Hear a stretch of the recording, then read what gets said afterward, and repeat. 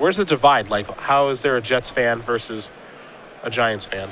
It's Like, sort of selected. divide? It's sort of selected at random because they play in the same stadium. So it's just who your family members were growing up, or which color you liked better as a kid, or green versus blue. Right.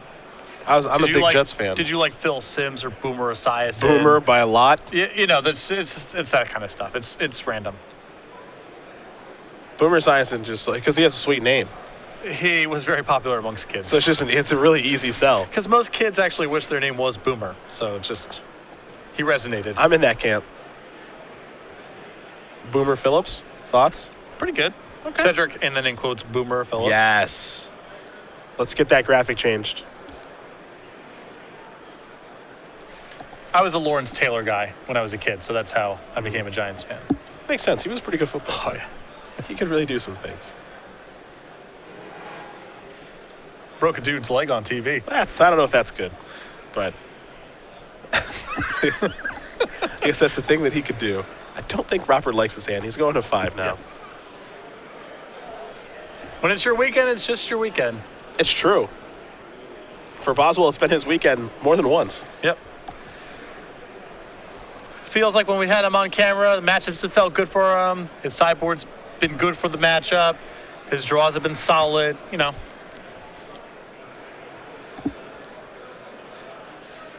Just another day at the office. For the Boz, it is. Maybe more people will adapt this take on Abzan aggro that Andrew is playing. Well, his build is so much different than the kind of rank and file builds I feel like we see because there is so much more emphasis on the curve. Yes. And he's not trying to do things like cram a couple Wingmate Rocks in his deck to have a top end.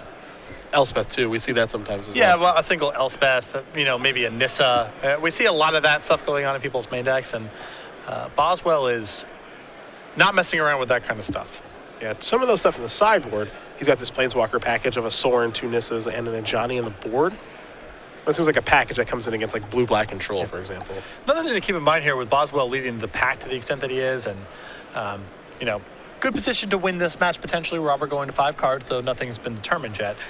It does potentially make the records a little bit more generous for what can make the top 8, because Boswell is going to be knocking out players who would otherwise be in contention along the way. There's going to be extra losses at the top tables. I believe Robert is happy enough that he will keep Sandstorm Citadel and passing the turn over the Boz. The Boz has a tri-land as well, so we'll go back to Robert. Here's a Temple of Silence. Take a look at that top card.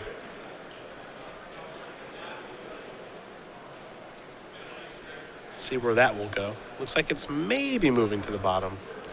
But Boswell picking up wins against people who are X and 2 and so forth may make the difference between X and X3 and 1 making it or not.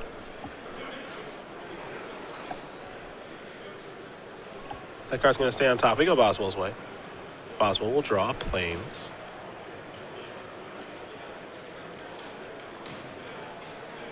Windswept Teeth will be sacrificed. Forest or Plains on the way as Boswell goes down to 19. We'll see what his turn 2 play is going to be.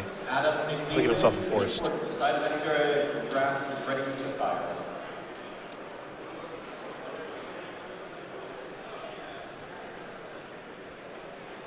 And in classic Boswell fashion, a turn 2 Fleeceman Lion. Nobody does it better. Turn 1 Sandstorm Citadel. Yeah. Turn 2 Heath, just how you want to draw it up. I want to talk about a day at the office. Here comes the Fleeceman. Elias will go down to 17. Here is a Temple of Silence. Take a look at that top card, Will Boswell. He'll leave it on top for a Shasha Death Dealer and a passing of the turn. Robert sacrifices Windswept Heath. Go down to 16. We'll have a Plains or a Forest coming for him. Perhaps a removal spell here, too. So Boswell with a tight curve here to start off the game, and he's got his top end already accounted for. Siege Rhino and Ajani, Mentor of Heroes in hand.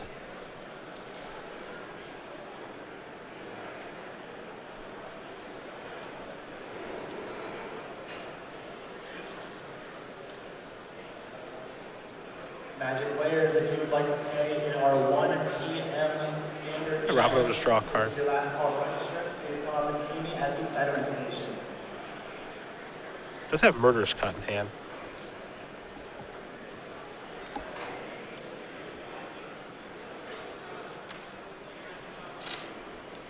Well, assuming he has a land drop, that's at least something he can do. Yeah, it's better than nothing.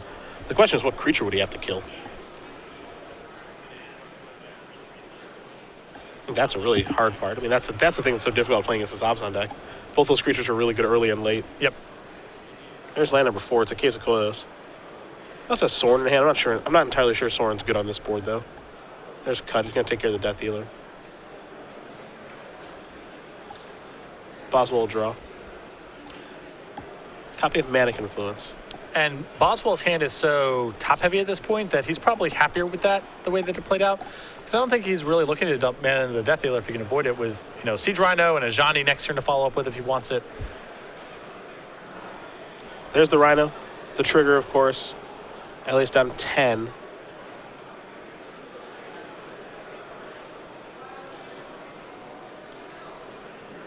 This deck's so fascinating to me, Abzan aggro. Just a deck, an aggressive deck. It's not hyper aggressive, but it's aggressive enough, and it's really good early and really good late. The only thing that would give me pause if I were considering playing this deck in a tournament is I still don't think the Abzan control matchup is very good. Yeah.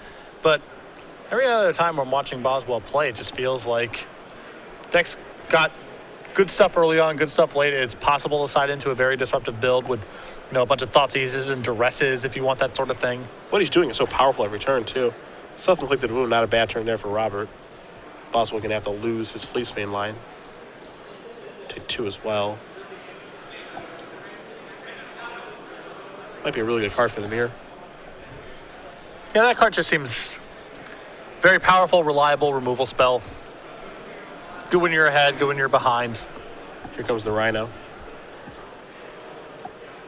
It's going to go down to 6. Windswept Heath. We'll bring Boswell down to 19. There is a Forest. We might have ourselves an Ajani Mentor of Heroes, perhaps. Could be Tassiger, too. Looks like Boswell's going to go with the Ajani. An Elevator, of course, going up, because that's the only way that it can go. We'll take a look at the top 4 cards. I have a feeling he's going to take a Bramaz with him. And he will. The rest will go to the bottom. And I like the Ajani here a lot from Boswell. It puts Robert under a bunch of pressure. Yep. Because if Robert can't find a removal spell for the Siege Rhino and ever taps low, Boswell threatens to just give the Siege Rhino +3/+3 and attack for lethal. In the event that Robert is able to answer the Siege Rhino, that's probably his entire turn, and then Andrew can just go back to drawing cards. It's a rock and a hard place here for Yeah, Robert, he's kind of for sure. caught. He's got Robert caught in 2 different directions here, both of which require different responses. And with Robert on 5 cards, it's just hard to imagine him being able to answer both angles of attack. The 7-power Trampler is no joke either. Yeah. His hand's either creatures or it's removal spells, and Boswell has him covered both ways. Here's Sorin. Make a Vampire, pass the turn back.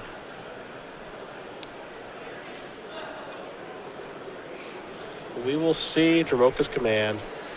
Kill the flyer, little pump action from Ajani, that's going to do it. Andrew Boswell is going to win again. Defeats Robert Elias 2 games to 1. Abzan aggro, the mirror, goes to the boss, his specialty. Yep, Robert there on a 5-card hand. Was able to play a competitive game given the circumstances, but Boswell had a good curve early and then a more powerful top end. He is still leading the pack and destroying everyone that sits across from him. Andrew Boswell, welcome to top 8, my friend. Yeah, congratulations to him. An opportunity to lock up the first overall seed, depending on the next couple of rounds go. And for Robert, X and 3, still definitely live for top 8. He's got 2 rounds to go. He wins them both. We'll probably see him in the elimination rounds, depending on how tiebreakers go. So